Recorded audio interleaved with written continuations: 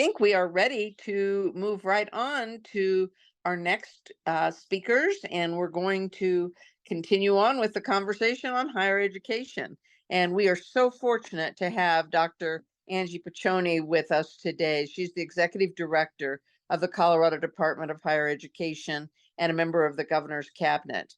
She earned her undergraduate degree with honors from Stanford University and her doctorate in education and human resource studies from Colorado State University. Angie was among the very first women to earn a full ride athletic scholarship to Stanford. And she went on to play professionally and play basketball. When the pioneering women's league folded, she decided to pursue her in education. She was a high school teacher, coach, and administrator before becoming a university professor. She's the only woman coach of the boys basketball team at Smoky Hill High School. We go back a long ways, and I have great admiration for her. I was fortunate to serve with Angie in the Colorado House of Representatives, where she served for 2 years, and she represented the Fort Collins area. She has co-authored two books, Do Big Things and One Team. Through all the work she has done, Angie continues to be committed to activating the potential of others, and that has always been her trademark, to invest in others to their success. And we are thrilled to welcome you, Angie. And so turn on your video. I think I'm on. Can you see me? All right, you're good. You're good. Okay, Welcome. great. And am I joined by someone else on the panel, or do you want me to just do 10 minutes or a Uh, few you're minutes or? you're going to do your Gotcha. presentation, and then we have a student that is going to jump on afterwards. Great, super. So Well, thank you for that gracious introduction. It's always fun to see you. I really enjoyed all the work that you've done for education in the state of Colorado, and thank you all for inviting me to be here again. I think this might be my third maybe or fourth in a row. So I'm always happy to help out as best I can. One of the things that I was asked to talk about is that Supreme Court ruling that Representative Titone mentioned already on affirmative action that was just decided last June of 23. And we're still waiting to see all of the fallout, but essentially that the Supreme Court ruling on affirmative action said that there could be no more race-based admissions policy at the institutions of higher ed. However, there were some, I would say, caveats that you could use your essay to describe how race has affected your life, but it has to be tied to some quality of character or unique ability that that particular applicant would bring to that institution of higher education. Also, geography may be considered, and so the term came out, place, not race. So where you went to high school or where you live could also play and influence your admissions to these institutions. The impact of this we haven't really seen yet, but it's going to be felt mostly at our highly selective colleges and universities, because that's where they were able to use race as a factor among all the other factors. When you consider schools like a Harvard that was named in the case, or where I went to school, a place like Stanford, all of those Ivy League schools, there are so many applicants. And so if they did not use race as a factor, not the only factor, but a factor, then it would be difficult to have a diverse student population. And so especially if you're using tests like the SAT or the ACT as one of the primary factors for your admissions policy. It's been proven, and the statistics are there, that white students and Asian students do ridiculously higher on those tests than Black students or Hispanic and Latinx students. And so the discrepancy is so broad that if we only use those tests, then there would be virtually no diversity on these, especially on these highly selective institutions. And so Recently, in the last 5 years or so, many of the institutions have done test optional. We did that here in Colorado as well. We did that, I believe, in 2020. We passed a bill. Maybe, I don't even know if Senator Todd sponsored that bill, but it was made those tests, an optional factor for admissions. In Colorado, we haven't had a race-based admission policy in our institutions for a very long time. And in California, it's been over 30 years. And so in many of the schools that are certainly open access schools and not in that highest elite class of schools, there wasn't a race-based policy anyway. So the impact of this is going to be felt primarily on those high quality schools, which is the worst place that you want to impact diversity on those. So we're waiting to see if it might extend to things like scholarships or outreach or those wraparound support services, which often are identified through race or ethnicity. And so we haven't seen the fallout of that yet. I think there are some who are trying to push that it would include not just admissions policy, but any policy. And so we're waiting to see what happens with that. Let me see what else about that. The issue that I have with it is that the equity gap still persists, and we've had this equity gap in Colorado for decades and decades.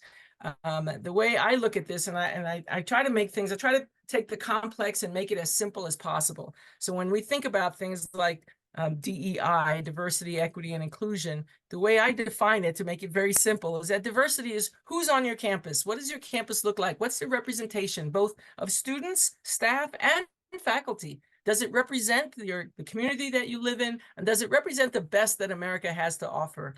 And so that to me is what diversity is. And in the years since I was a professor at CSU, that we have seen great progress in the institutions diversifying students, faculty, staff. Harder to diversify faculty, especially if you consider only about 3,000 PhD recipients a year are African American. So if you want to have more African Americans, you've got to compete with every single college in America and all of the industries that want those PhD recipients. And so it's more difficult to diversify the faculty than it is to diversify the students. And I think we've done a much better job over the last 25 years in inclusion. And to me, inclusion is there a sense of belonging? Does the campus promote a sense of belonging for all students? Do you see yourselves in the course materials? Do you see yourself on the pictures that are on the walls of the institution? And can you get your hair cut? I always like to say for some of us. And so is there that sense of belonging? Do you feel at home in that institution? And do you have a seat at the tables of power as well? So I think we've done a better job in the last 25 years with inclusion. But the one place in that DEI, the one place that we have not really moved the needle is on equity. And to me, equity is success. It's fairness, but it's also success. Who succeeds at your institution? Where's the equity there? And so we don't see that. That has not really changed as dramatically as the other two have. And so with this ruling on affirmative action, the question then becomes, does the institution now, can it continue to have that inclusive environment where people want to come to that institution, and can they continue to be successful? That's the biggest for me, the biggest issue is how do we make sure that students can access the institution, that it's affordable, that they can complete and attain those credentials. And then, of course, again, as Representative Titone mentioned, that those credentials and diplomas and degrees have value in the marketplace. And so that's really important as well. Colorado recently, this past week, we were named the #1 state in the country for college attainment. That means that we have the highest number of Coloradans who have a credential beyond high school. That number is 62.9%. So we are #1 finally. We have been behind Massachusetts for quite a few years. And also last year, we fell behind Utah, but now we are #1 above those two states. And that's the first time that's happened in the history of Colorado. And we're very excited about that. And we also have 700,000 Coloradans that have some college and no degree. So again, we have to make sure that we have pathways for people to come back to college and get and earn that degree. Recently, we passed a program called the CORE Initiative, and the CORE Initiative is Colorado Reengaged. And that means that we're the first state in the country that allows our four-year institutions, those that have a mission for just a bachelor's and higher. We do have some four-year institutions that have dual mission. They give both associates and bachelor's, but the large number of our four-year institutions can only, by the accrediting agency, can only give a bachelor's, a master's, or doctorate. Well, we made it possible for those four-year institutions like a CU or CSU to now give an associate's degree to those students who have stopped out or dropped out, have earned 70 credits and earned them in the discipline area so that they can actually earn that associate's. We're not just giving away associate's degrees. But can you imagine a student who may have gone 3 years to a place like CSU Fort Collins and had to stop out or drop out for whatever reason? Life happens. Maybe they ran out of money, or maybe somebody in their family got ill. The highest credential that person has is their high school diploma.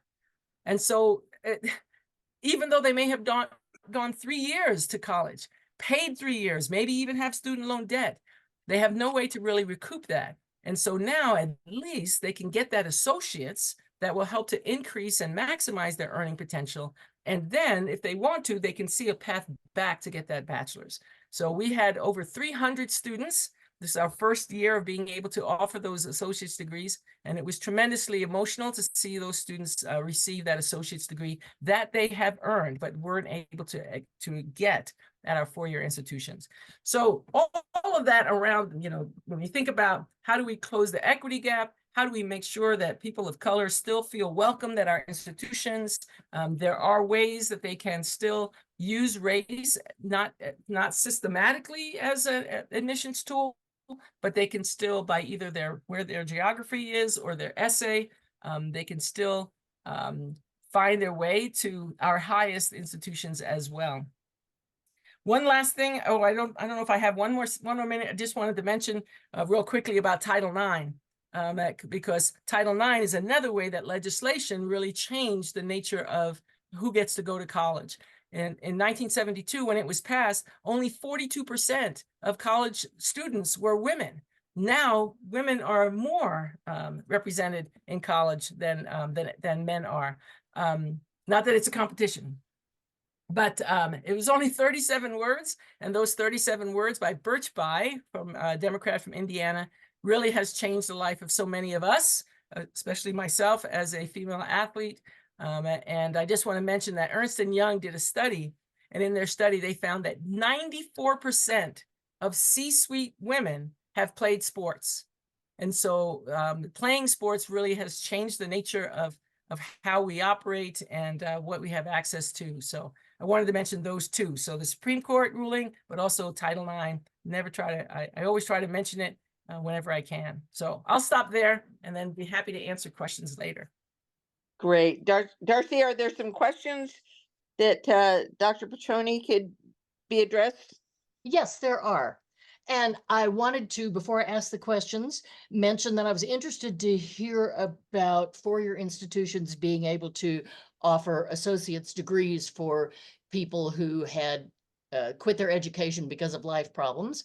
And I wanted to mention to our audience that in the spring, National AAUW will be having a vote as to whether to allow women, such as women who had to stop earning their degree because of life problems, to allow them to become full AAUW members. So study up on that, ladies, and please vote.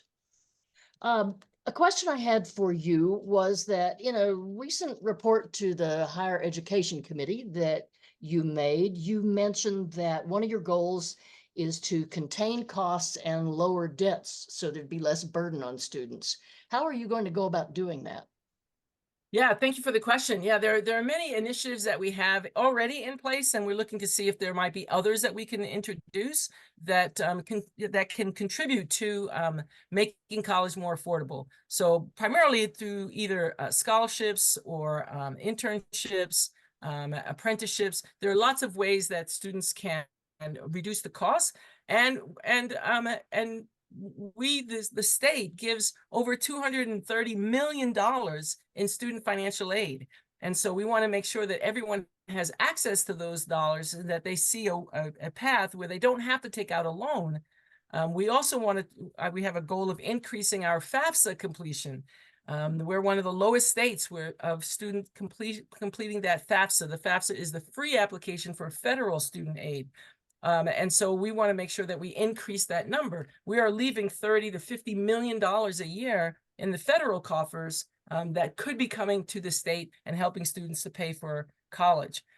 In Colorado, we also have the CASFA, which is the Colorado application for student financial aid, which are for those students who are not eligible to complete a FAFSA because of immigration status. So we're trying to put more money into scholarships. And then the governor also has 12 occupations where the education and training are free. So this allows people to go to a community college or an area technical college, get that training for a particular occupation, like a CNA or firefighting or law enforcement. Early education, by the way, is also the first 2 courses are free. And so that can get you into the classroom. So we're looking at different ways that we can do that. Does that help? Yes, thank you very much. And I think that's all the questions we have time for.